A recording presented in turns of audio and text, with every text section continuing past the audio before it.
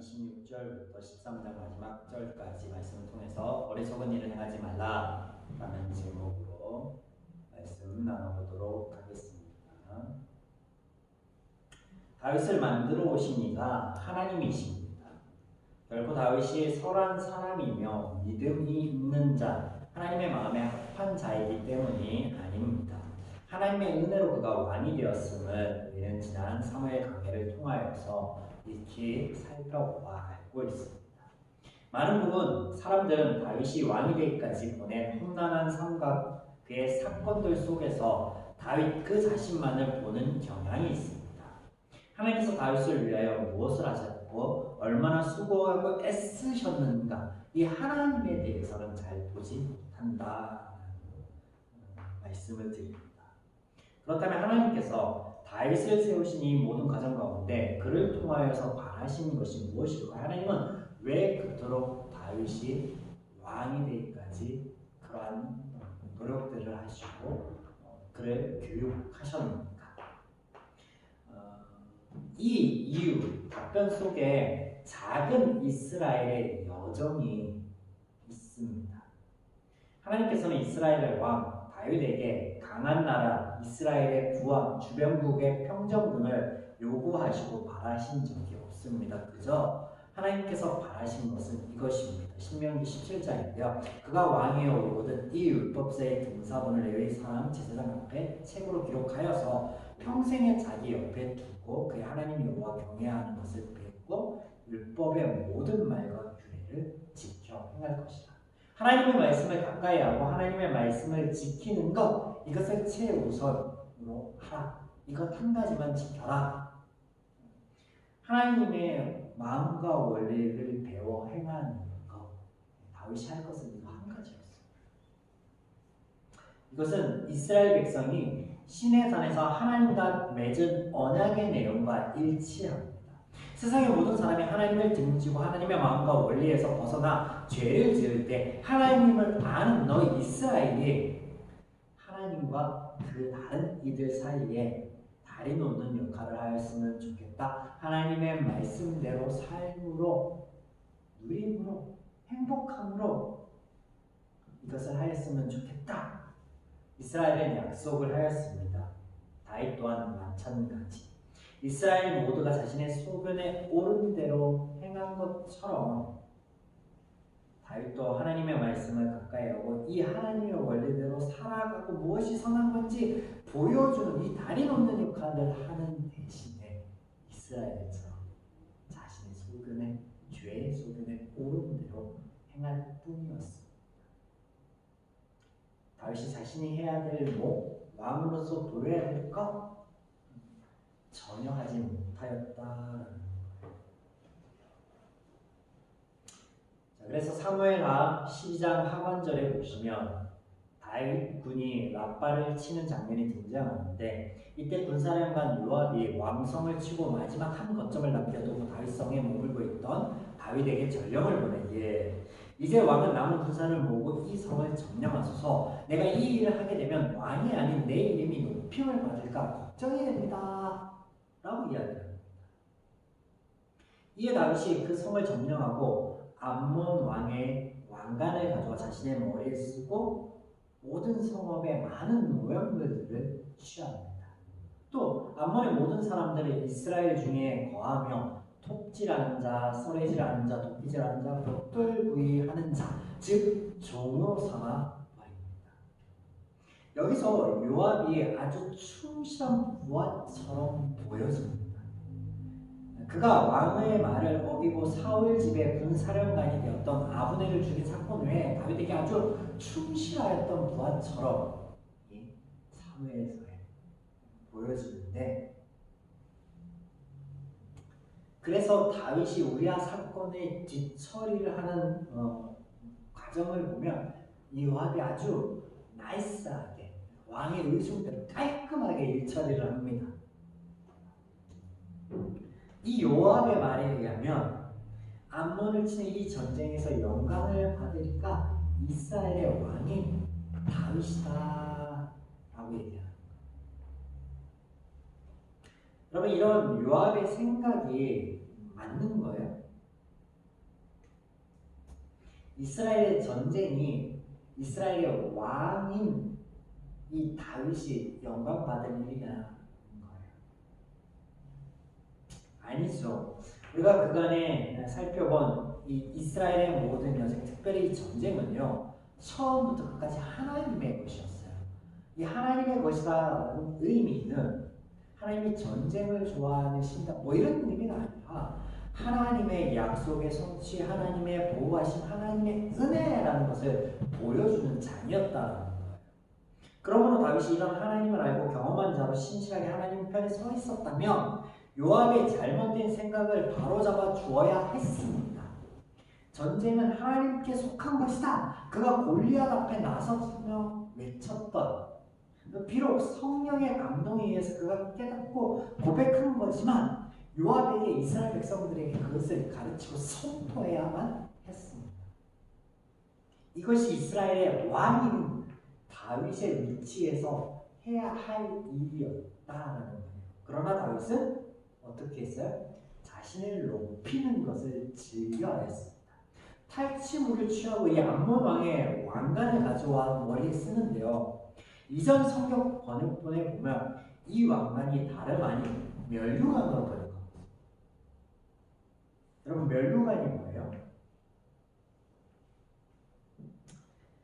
면류관은 그 고대 올림픽에서 승자에게 주어지던 오늘날의 금메달과 같은 거예요. 승자의 상급이었다는 거죠. 자, 지금 스스로 전쟁에 이기고 자부하고 있는 이 다윗의 모습을 보면 이전 번역본이 왕관보다 면류관으로 번역하였던 게 조금 나아 보입니다. 하여튼 지금 이 전쟁이 나의 몫이다, 나의 전물이다.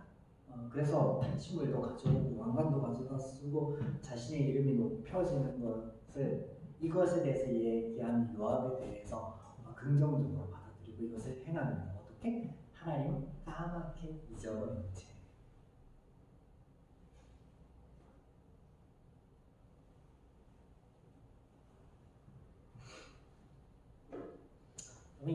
이것이 놀랄 일도 아닙니다. 왜냐면 그가 죄인이에요.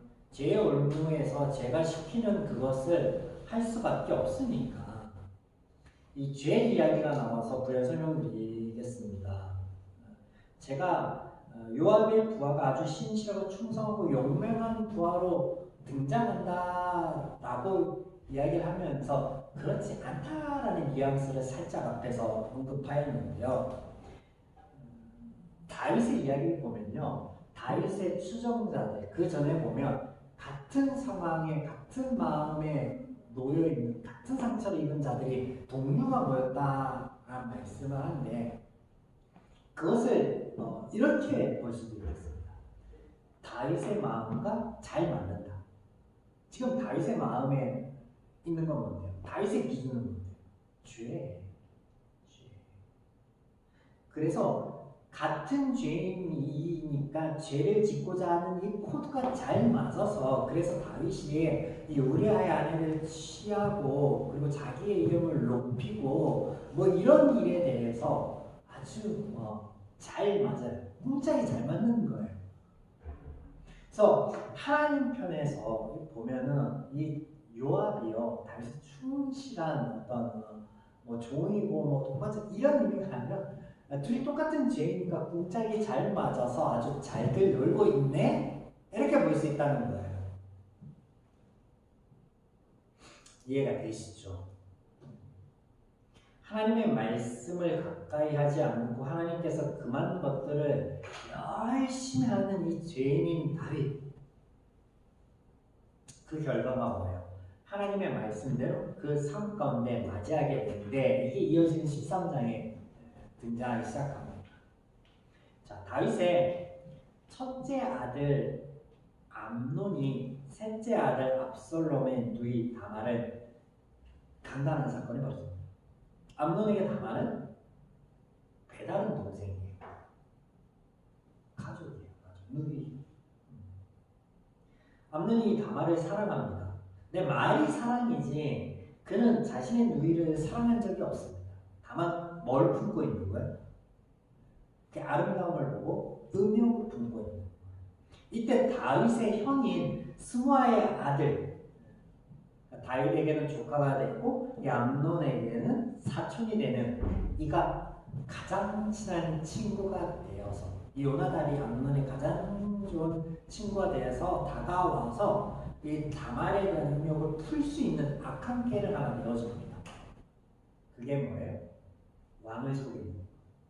그리고 신하들을 속이고 다말을 속이고 다말의 오빠를 속이고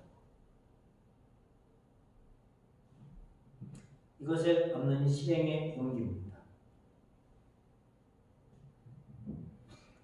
암논이 다말을 사랑한 것이 아니기에 음욕을 풀고 나니까 어떻게 해요? 헌식자처럼 버려버리죠. 이 일이 암논의 죄의 양상이 커지거나 꼬리에 꼬리를 물고 죄를 짓는 어떤 그런 형태가 아니라는 거예요. 자, 다윗의 이야기에서 우리아의 아내 바세바를 취할 때랑 똑같습니다. 그가 한 번의 실수를 많이 하려다가 꾀를 내고 이것이 안 되니까 또 이렇게 옮기고 이렇게 옮기고 이렇게 옮겨서 우리아를 죽였다 이런 게 아니에요. 같은 죄, 하나의 죄 안에 하나의 우리가 살펴본 대로 죄의 관점과 이 죄의 원리 안에 하나였던 것처럼 암논의 일도 같은 거예요. 성경의 표현을 보니까 네가 나를 범한 것보다 나를 이렇게 멀리하고 버리는 거 이게 그 이전에 지은 것보다 더한 거다 라고 이렇게 얘기하는 게 다말인데 다말은 그렇게 얘기하죠. 왜냐하면 다말은 죄인이고 잘 모르니까 하나님 보기엔 결국엔 같은 거예요. 다윗이랑 똑같은 거예요. 하나의 죄.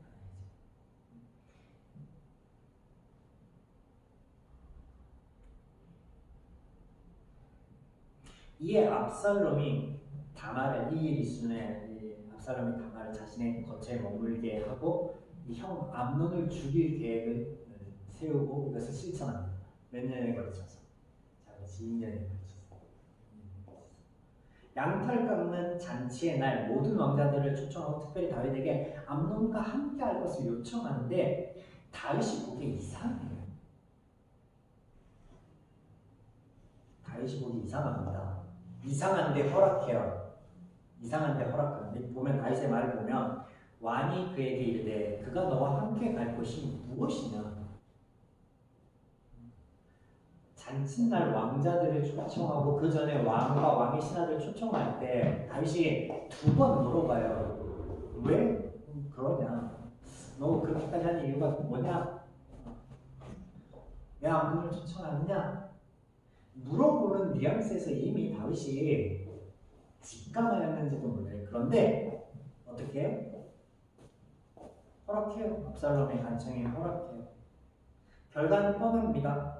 압살롬이 형인 암논을 죽이고 그의 외할아버지가 도망갑니다. 압살롬이 구슬람 달메에게 도망가고 3년이라는 시간이 흘러갑니다. 그게 마지막 적이에요. 이 과정에서 앞서 말씀드린 다윗은요 철저한 방관자입니다. 암논의 죄 앞에서도 그렇고 압살롬이 살인 모의를 하는 과정 가운데서도 그렇고 또 도망간 압살롬에 대해서도 방관자. 마음에 분명히 찔림이 있고 마음에 분명히 뭔가 석연치 않음이 있는데 계속 방관합니다. 암논의 죄 때에도 압살롬의 죄 짓기 전에도 또 죄 짓고 난 후에도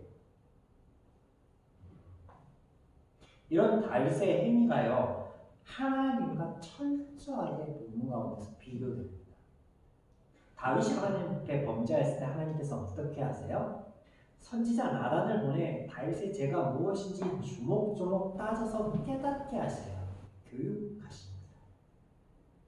또한 이러한 목적이 다윗을 징계하기 위함이 아니었어요.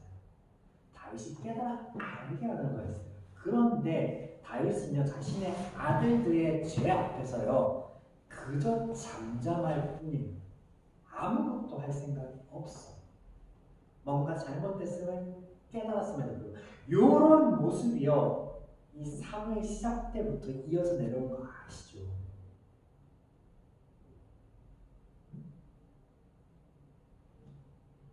사무엘 가정도 그랬고 그 전에 사무엘 키웠던 제사장 가정도 그래. 아들들의 범죄함이 잠잠해요. 사무엘상 1절부터 계속 이어진데, 그러니까 과거를 통해서 실패를 통해서 배울 수 없어요, 죄인. 근데 이 죄인의 참다움이 뭔지 아세요? 우리 오늘 이 이야기가 더욱 놀라게 하는 게 13장 이야기가 마치 한편의 막장 드라마를 보고 있는 것 같다는 거예요. 이 이야기 안에 있는 펼쳐지는 모든 구성원들이 뭐예요? 가정사라는 거예요. 가정사. 사실 이 이야기의 시작이 12장 말미부터 이어짐을 우리는 볼 수 있는데요. 앞서 살펴본 12장의 전쟁의 이야기, 이 전쟁의 대상이 어느 민족이었어요? 암몬. 암몬은 전에 다윗이 암몬 왕에게 받은 호의를 갚기 위해 조문을 보냈다가 이 전쟁으로 번졌거든요. 이 번진 전쟁의 마무리가 지금 12장 말미에 이루어지는데 암몬은요 이스라엘의 사촌입니다. 이스라엘이 아브라함의 자손들이죠. 암몬은 아브라함의 조카인 롯의 자손들이에요. 그러므로 다윗의 이 전쟁에서 다윗은요 이방 민족에게 향해서 철저하게 그 이방 민족들을 밟아버렸습니다. 그런데 오늘 보니까 그럼에도 불구하고 암몬에게는 조금이나마 간용을 베푸는 이유가 여기에 있어요. 그들을 종으로 삼을지언정 아주 멸절시키지 않죠. 뭐냐면 혈연 관계에 있는 아무튼 12장 말미에서 이야기가 시작되어져서 지금 등장하는 이 13장의 이야기가 이 가족 간에 벌어진 창극이라는 거예요.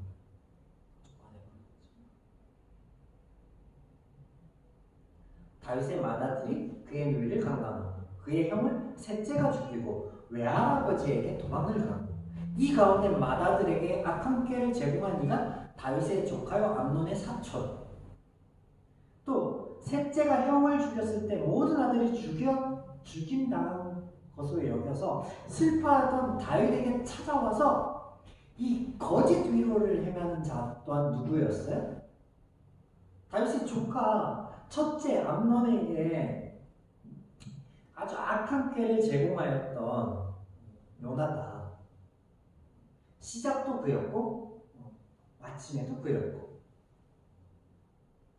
모두가 한 가족이며 한 가정에서 발생한 사건이라는 거예요.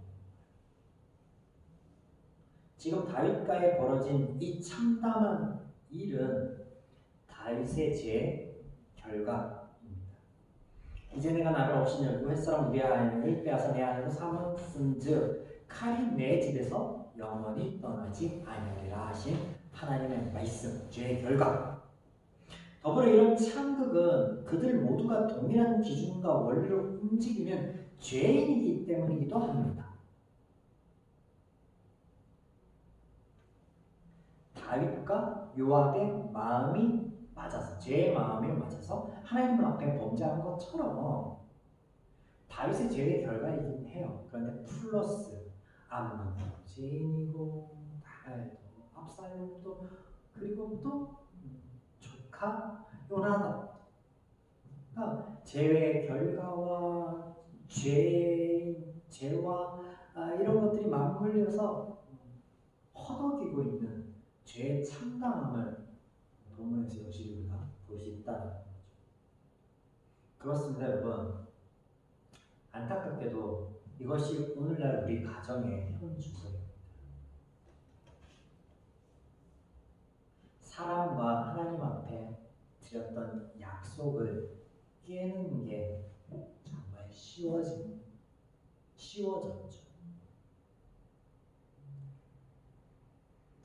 세상 누구보다 서로 사랑하며 이해해주고 보듬어줘야 할 가정 구성원들이요, 누구보다도 더 날이 엄격한 잣대를 가지고 서로를 겨누고 찌르고 있습니다. 그릇된 자녀 사랑, 부부관계, 그럴 때 흉을 하는 게 사라진 지 오래죠. 물론 우리의 모습이야. 서로 찌르고 서로 죄짓기에 누가 더 1등인가 마치 겨루는 것처럼 오늘 13장의 모습이요. 가정의 모습. 암논이 그의 누이를 병하려 할 때 누이가 저지라면서 이런 얘기를 합니다. 내 오라비여 나를 욕되게 하지 말라. 이스라엘에서 이 일은 행하지 못할 일이니 어리석은 일을 행하지 말라. 말을 합니다. 그러면 이 모습이요. 창세기의 모습과 오버랩되지 않습니까? 죄가 너를 원하나 너는 죄를 다스릴지니라. 죄인이 어떻게 죄를 다스리고 이길 수 있겠습니까? 죄의 원리와 기준에는 답이 없어요.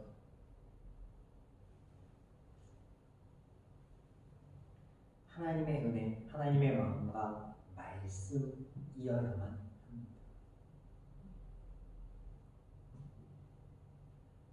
신명기 17장에